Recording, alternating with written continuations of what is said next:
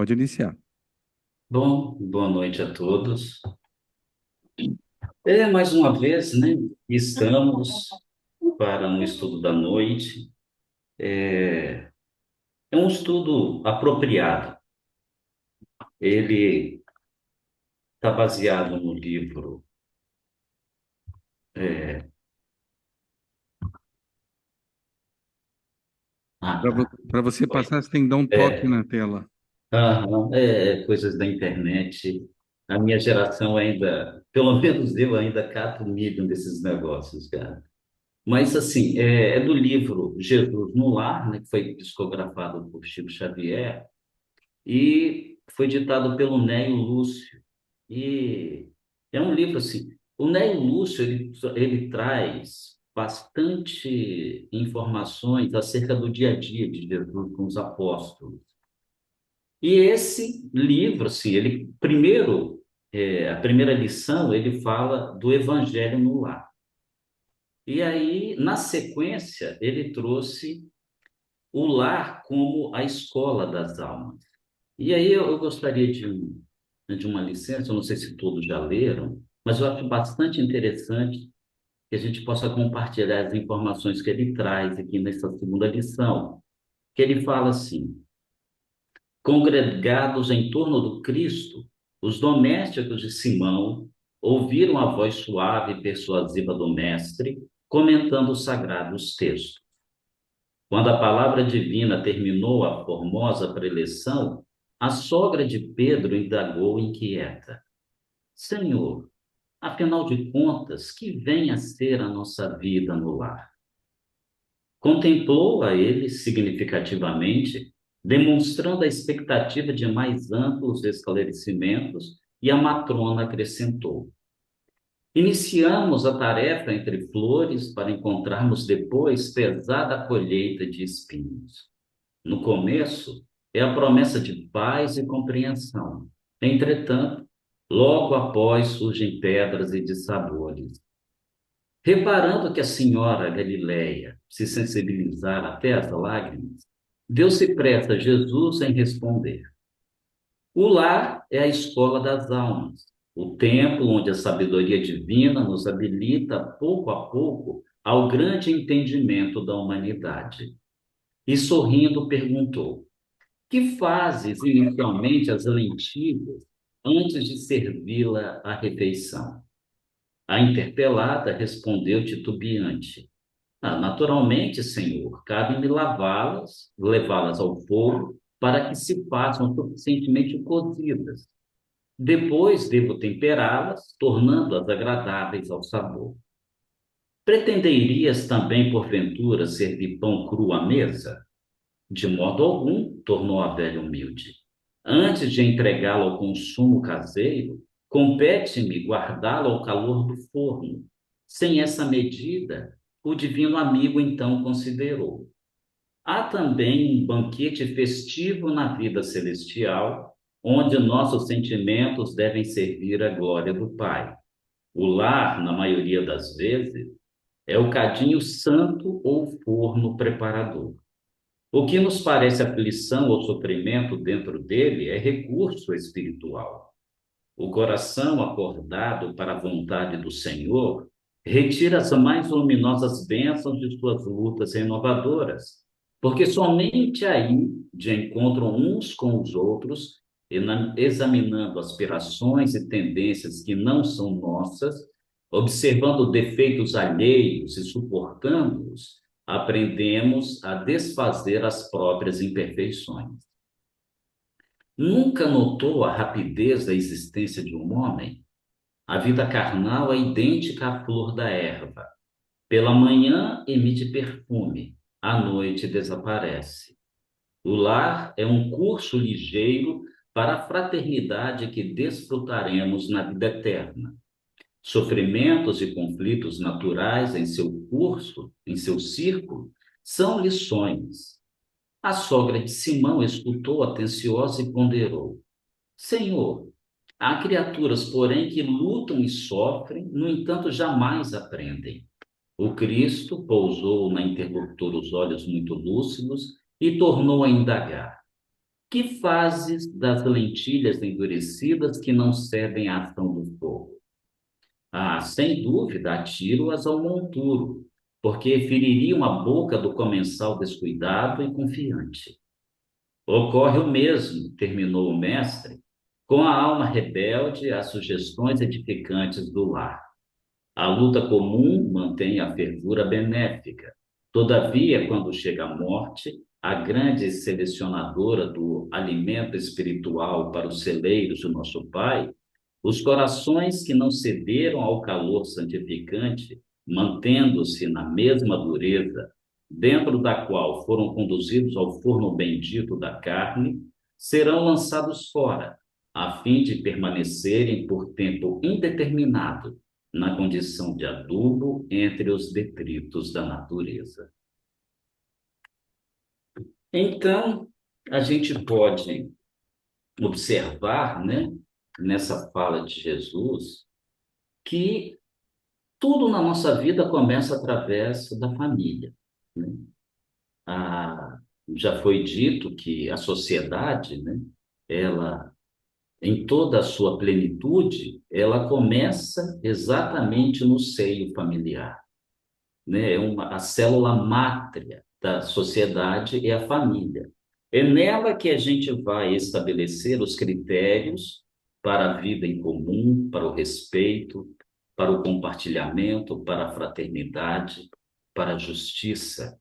Sem esses conceitos que são introduzidos, né, em tenra idade em nós pelos nossos pais e, por nossa vez, aos nossos filhos, é que vão determinar a justiça que vai comandar a sociedade na qual pensemos.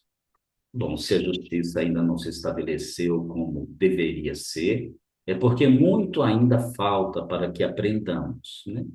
E aí, com essa análise assim do que o Neio Lúcio nos traz, a gente vai tentar aqui pincelar algumas ponderações, né, a respeito dessa fala, dessas informações que ele nos traz.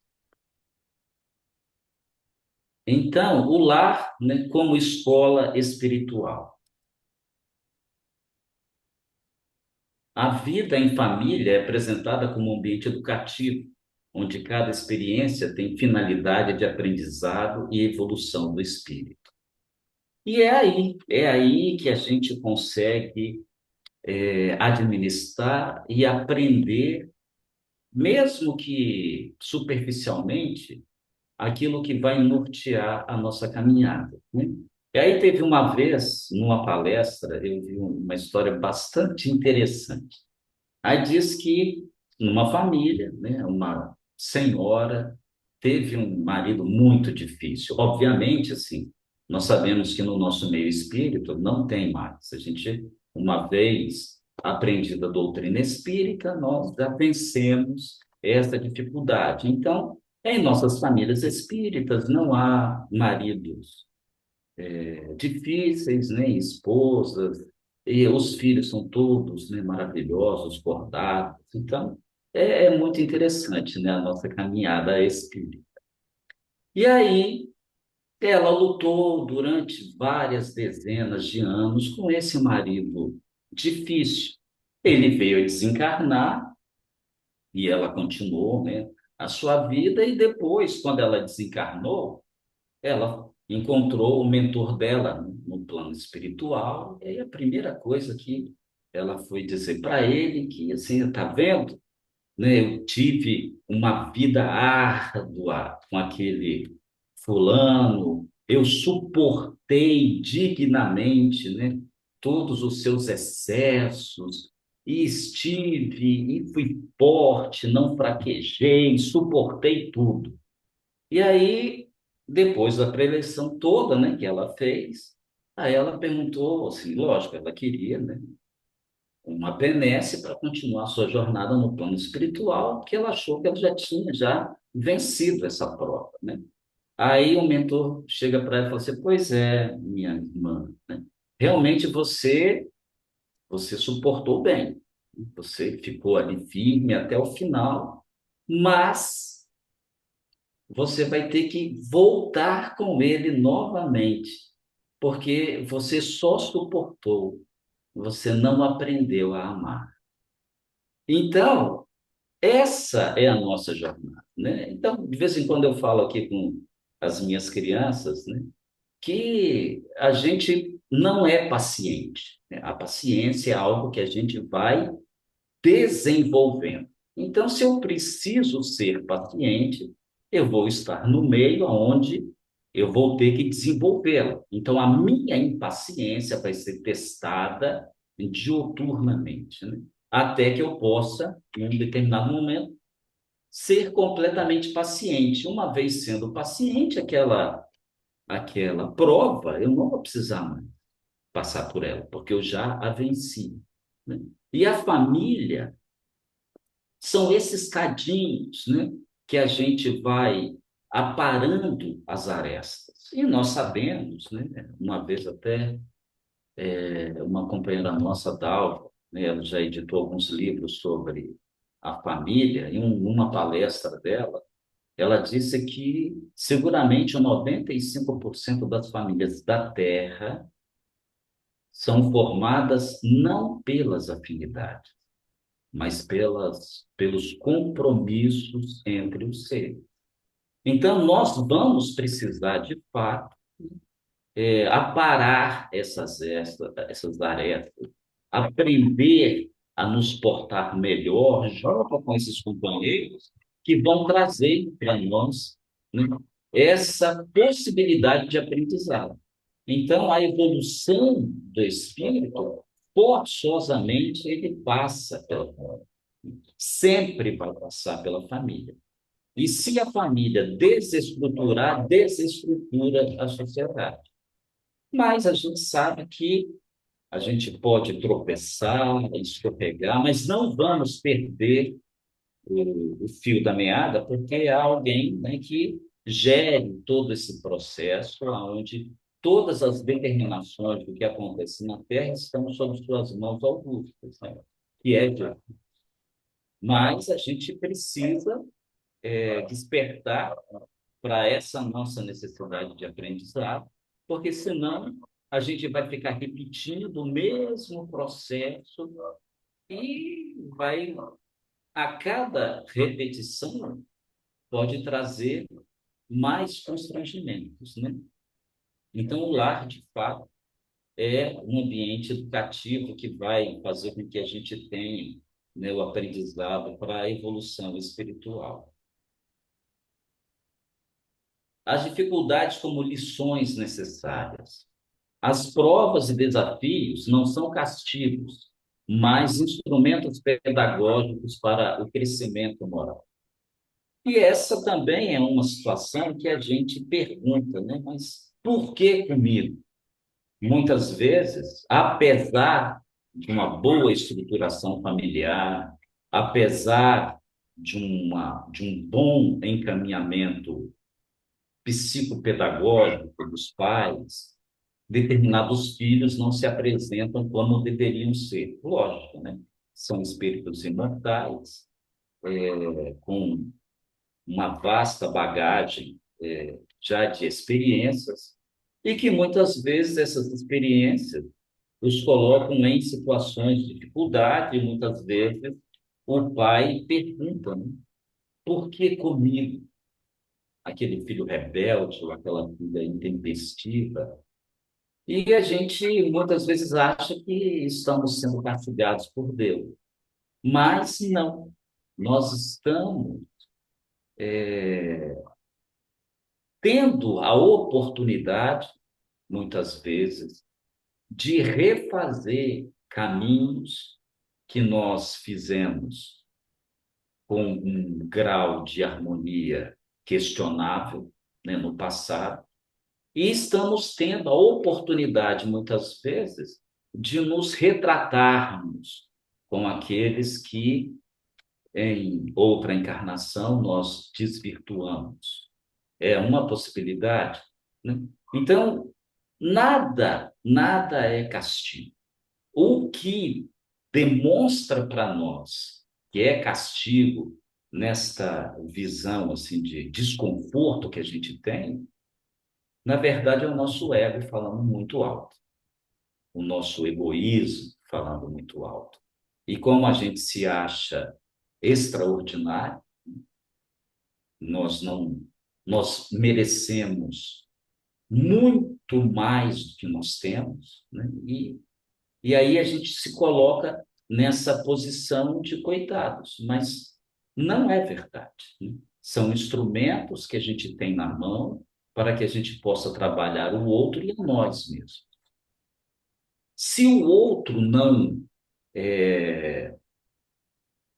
aceita, aí já não é problema nosso, né? É problema do outro. Mas o nosso problema é a gente ser o melhor que a gente puder dentro daquelas possibilidades, né, que nós detemos. Então, até porque, se a gente começar a imaginar que Deus nos castiga, né, aí a gente está questionando a própria justiça divina.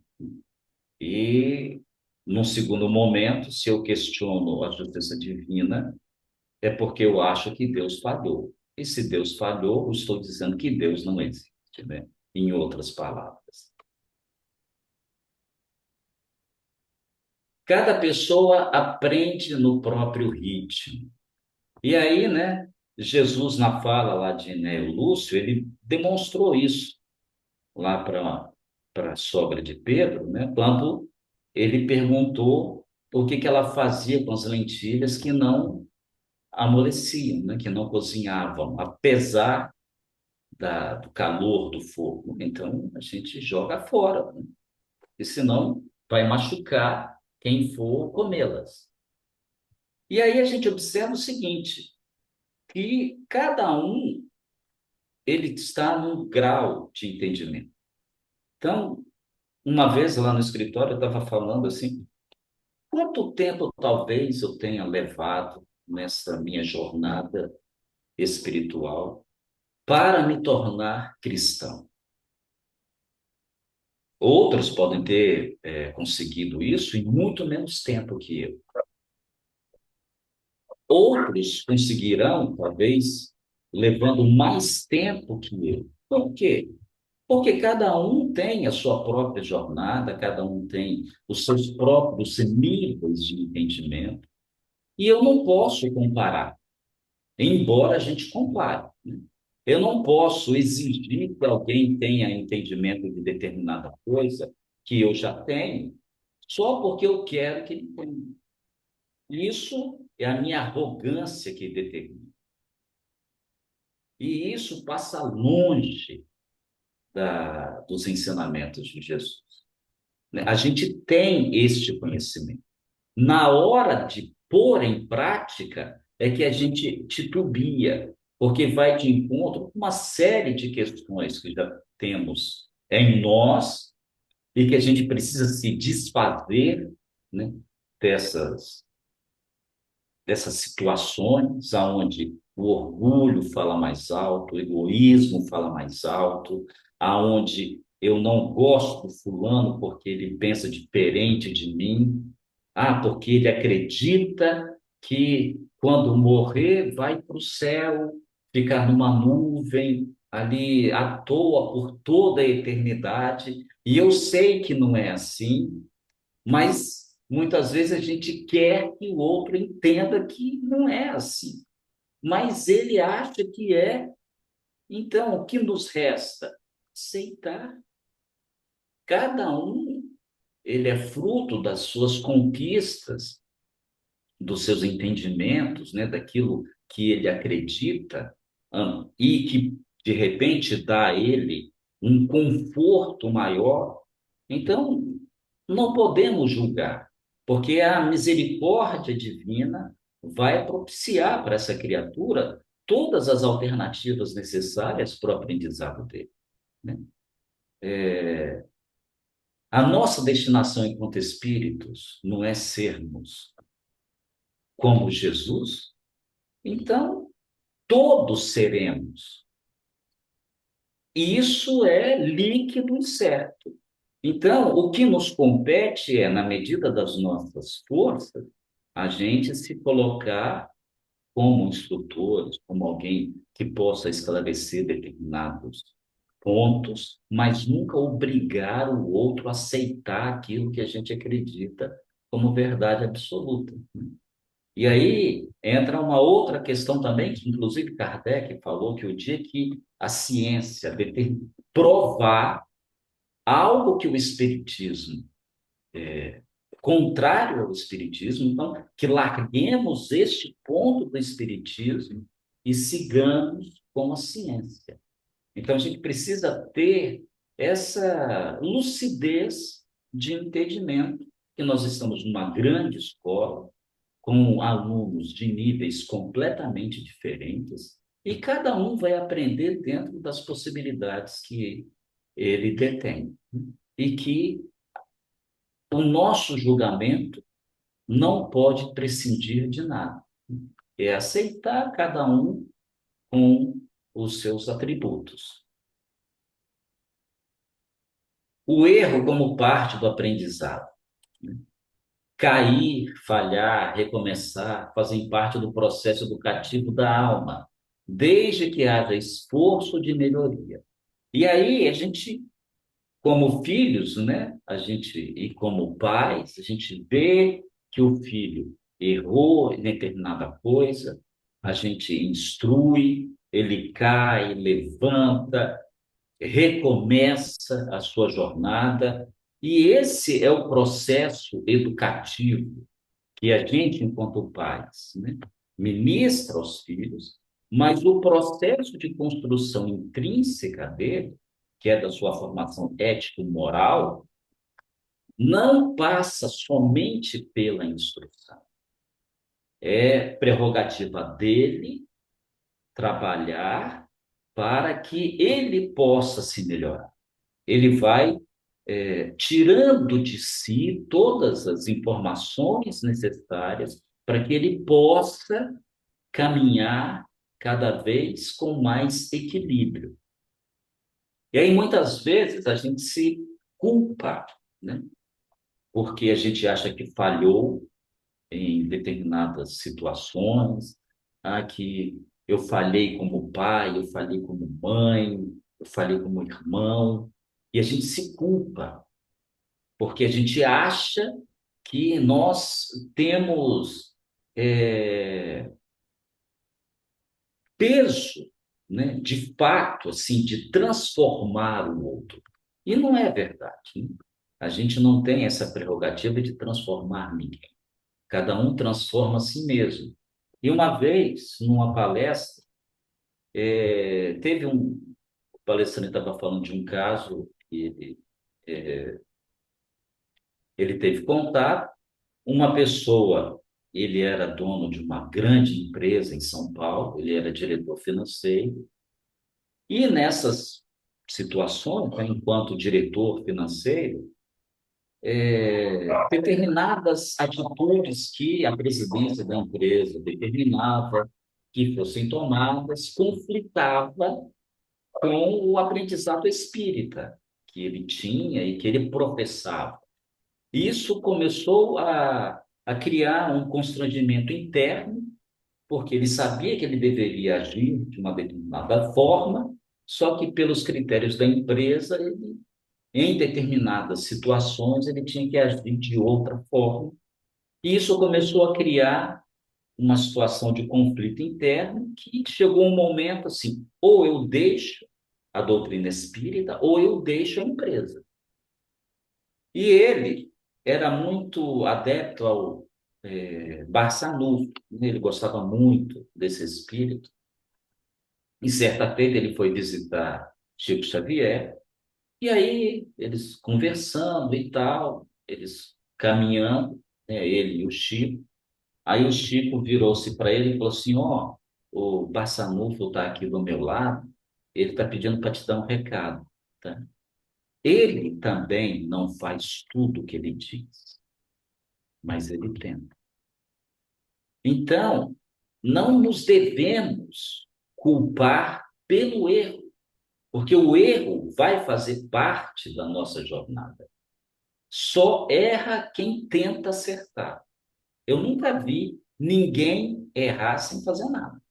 Ele vai buscar alguma alternativa e ele vai falir, ele vai falhar, ele vai errar, e o erro vai mostrar para ele qual atitude que deve ser tomada. E é essa a nossa jornada. Então, a gente tem que entender o erro como parte do aprendizado, como uma luz vermelha que acende, nos alerta da forma como nós estamos caminhando e qual a forma que nós devemos caminhar. Então, essa leitura que a gente tem que fazer também no seio familiar, né? Quando as coisas não saem, né, da forma que a gente acha que deveria sair e bola para frente, né? A gente cai, levanta, sacode a poeira e segue em frente. É essa a nossa jornada.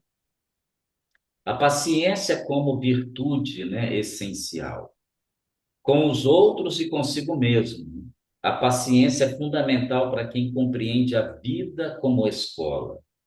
E aí, quando a gente se cobra bastante, né, conforme o item anterior, e a gente perde a paciência conosco mesmo, inclusive, né? Com o outro nem pode dizer, porque muitas vezes, né, quando o outro erra, a gente sobe naquele nosso pedestal de arrogância e fala, ó, dessa vez eu te perdoo, mas como se a gente estivesse assim fazendo, né, uma caridade extraordinária em desculpar o erro do outro, sendo que esse já é um erro que a gente cometeu, né? Em julgar o outro como inferior, como insignificante. E é por isso que eu faço o favor para você de te desculpar. E muitas vezes a gente utiliza isso contra nós, porque a gente se cobra, se cobra, se cobra, se cobra, uma atitude que a gente ainda não tem condição de ter, né? Então, a gente precisa também ter paciência conosco mesmo. Erramos, ok, cara, errei, vou buscar não errar mais. Então, acho que aquele que tem a consciência de que errou, ele já está a meio caminho do acerto. Diferente daquele que erra, mas ainda sequer deu-se conta que errou. Porque a única coisa que o move é o egoísmo, né? É achar que ele está no centro de todas as coisas, que tudo tem que ser para ele, que ele é o melhor de tudo. Então, o outro, se sobrar, vai ficar com as migalhas. A gente também tem que ter paciência com essa criatura, porque ele ainda está num processo de amadurecimento, que sabe lá quanto tempo isso vai demorar. E ele vai colher os louros desta atitude, né?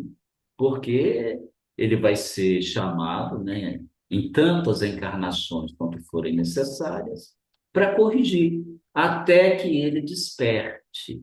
E muitas vezes, ou talvez na grande maioria das vezes, a gente desperta pela dor, ao invés de despertar pelo amor, mas também faz parte da nossa caminhada, né? Então, que tenhamos a paciência como virtude essencial para essa nossa jornada.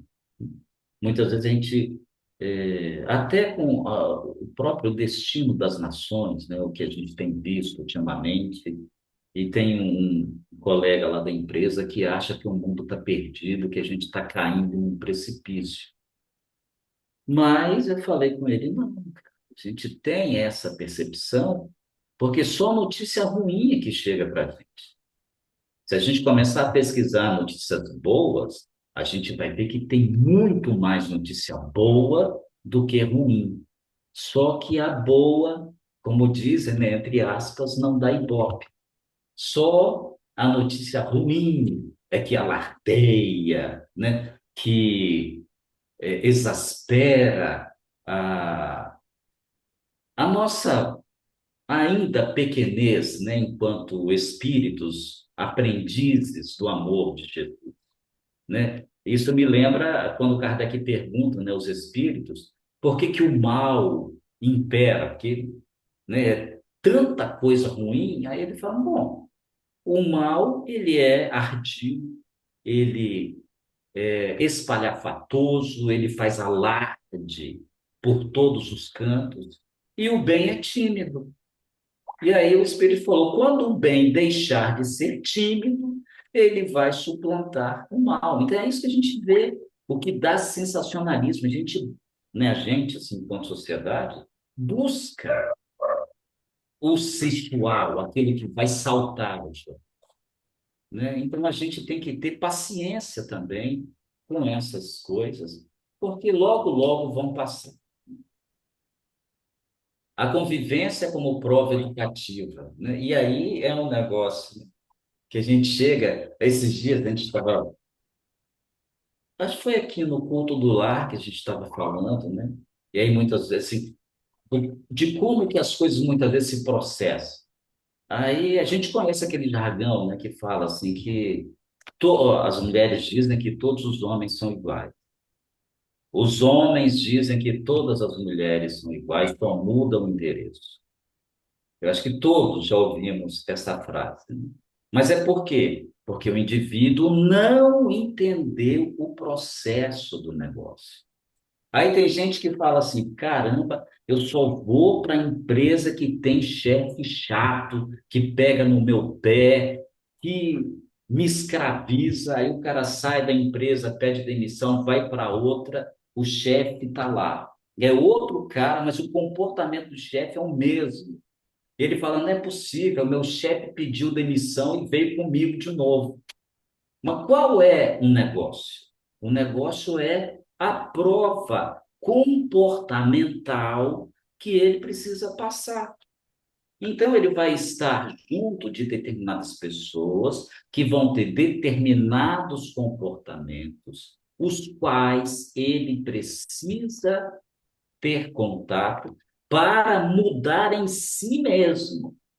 Porque a gente tem aquela projeção de ego. A gente olha o defeito que tem no outro, mas não olha o mesmo defeito que tem na gente. Por isso que Jesus falava, né? Que a gente olha o cisco que está no olho do outro, mas a gente não olha a trave que está dentro do nosso próprio olho. Então, a convivência, como prova educativa, vai mostrar essas condições comportamentais que a gente precisa vivenciar para entender o processo e aprender com ela, né? O relacionamento com familiares e pessoas próximas é um dos maiores instrumentos de aprendizado espiritual. E aí, muitas vezes, né, um cara fala: caramba, ele adora o pai do amigo dele, mas não tem muita afinidade com o próprio pai. E aí pergunta: caramba, né? Eu queria que seu pai fosse meu pai e não o meu.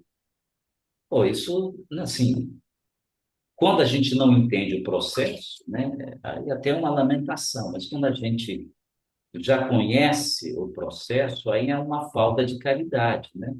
Porque se ele está comigo, é porque algo precisa ser aprendido.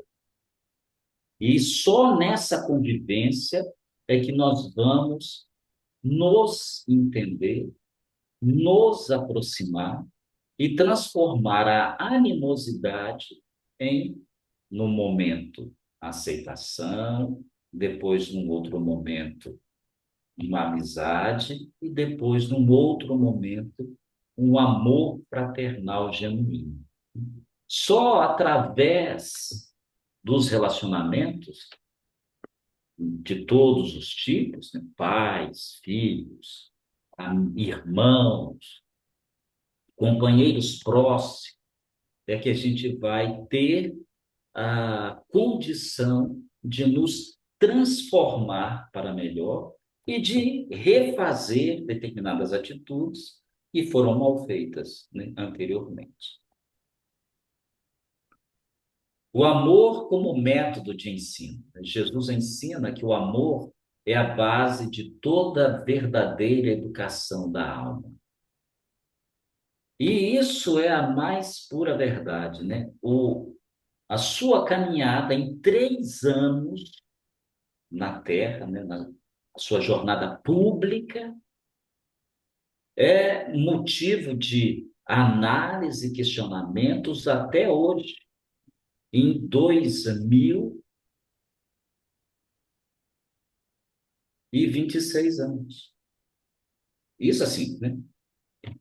E antes, e vai continuar depois, né? O, a vida de Jesus foi um atestado de amor puro aos, a todas as pessoas. Até porque, né, ele foi julgado pelo Sinédrio exatamente por conta disso. Porque ele colocava todos os seres perante a Deus no mesmo nível. Ele não fazia distinção de raça, de cor, de posição social, de nada, nem de comportamento, né, sociais, vamos dizer assim. Ele tratava todos com o mesmo amor, com assim, não dá para a gente, né, especificar em palavras o que Jesus é. E aí, Emmanuel fala que se a gente fosse dar o maior dos adjetivos para Jesus, que a nossa língua detém, a gente ainda o estaria diminuindo. Então, esse amor é que a gente precisa aprender. E é nessa vida em família que a gente vai ensaiar os primeiros passos de entendimento deste amor. Responsabilidade pessoal no progresso. Cada espírito é responsável pelo próprio aproveitamento das lições que a vida oferece.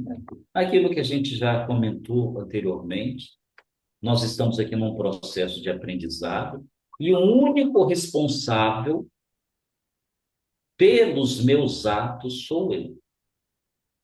O único responsável por tudo que eu penso, por tudo que eu faço, sou eu, não é o outro. E a gente ainda está numa posição, né, de imaturidade espiritual, que, lógico, é muito mais fácil você responsabilizar o outro por uma situação constrangedora que você tenha passado na vida, ou uma situação que você esteja vivenciando. A gente nunca para, ou pelo menos, né, quase nunca para pensar, bom, se eu estou nessa dificuldade aqui hoje, de quem é a responsabilidade? O que eu fiz ou deixei de fazer para eu estar nessa situação hoje? Mas a vida é tão extraordinária que a divindade vai nos dar quantas oportunidades forem necessárias para o nosso progresso. Mas o único responsável por ela serei eu, seremos nós. O tempo como aliado do aprendizado, né? Nada é imediato. A evolução acontece passo a passo ao longo das experiências reencarnatórias, né? Aquela situação que Jesus fala para a sogra de Pedro, né? Quando pega a lentilha ruim, lança fora, né? Ela diz, porque aí o que que acontece? Os indivíduos, né? Eles passaram pela encarnação, não aprenderam aquilo que deveriam, ou fizeram mal feito, deixou a desejar, vai vindo uma próxima encarnação para continuar o aprendizado, e venceu aquele aprendizado, passa para outra coisa que ele precisa ser aprendido, e a gente não precisa ter pressa de que a gente vai conseguir resolver tudo da noite para o dia, porque é humanamente impossível. Então, quantas centenas, talvez de milhares de anos, não estamos aqui caminhando nessa jornada? Há companheiros nossos que dizem que há capelinos até hoje, aqui na Terra, porque ainda não aprenderam o que deveriam ter aprendido, estão ainda meio que envoltos ainda, né, no orgulho, na vaidade de tal ordem que ainda não despertaram. Ah, venceu o prazo aqui, se eles não tiverem condição de ficarem aqui na Terra, vão ser recambiados para um outro orbe, onde a jornada vai continuar, onde seu aprendizado vai continuar. Então a gente não precisa ter pressa. O tempo está ao nosso favor. É lógico que isso não predispõe que eu vou sentar, ficar de braço cruzado e deixar tudo para outra encarnação, né? Porque aí é uma ingenuidade minha, no sentido de que a próxima encarnação eu posso ter que repetir aquilo que eu fiz mal hoje em situações mais comprometedoras, né? Então, mais que a gente precisa ter pressa para vencer tudo numa única vida, não precisamos disso, né? Tenhamos paciência conosco mesmo. E para a gente finalizar, né, a nossa análise, Jesus como o educador maior, que o Cristo é apresentado como o modelo perfeito de mestre, que ensina pelo exemplo, pela misericórdia e pela compreensão. E aí a gente vê que quando ele diz que ele é o caminho, a verdade e a vida, e ninguém vai ao Pai senão por ele, essa é a mais pura verdade, porque ele é o exemplo a ser seguido. E aí, quando falaram para ele que ele era bom, o que que ele disse? Não, eu não sou bom. Não chamai-me de bom, porque bom eu não sou. Chamai-me mestre. Isso eu sou. Então, com isso, ele mostrou a sua condição de educador máxima, né, da nossa vida. Um exemplo que a gente precisa seguir. Porque só o exemplo de Jesus, seguindo os seus passos, amando como ele amou, entendendo tudo como ele entende, é que a gente vai ter a verdadeira felicidade. Essa felicidade que nos preenche, que nos completa e que nos aproxima cada vez mais de Deus, de maneira que, seguindo Jesus, quem sabe, né, em não muito tempo, nós possamos trazer para nós a fala de Paulo, quando certa feita ele disse que já não sou eu que vivo, mas o Cristo que vive em mim. Então, que possamos, nesse cadinho de amor que é a família, buscar olhá-la, né, com outros olhos, olhá-la como essa oportunidade de transformação, de desenvolvimento de afeto, de amizade, de fraternidade e de amor. Eu espero que eu tenha sido útil. Que Jesus nos abençoe.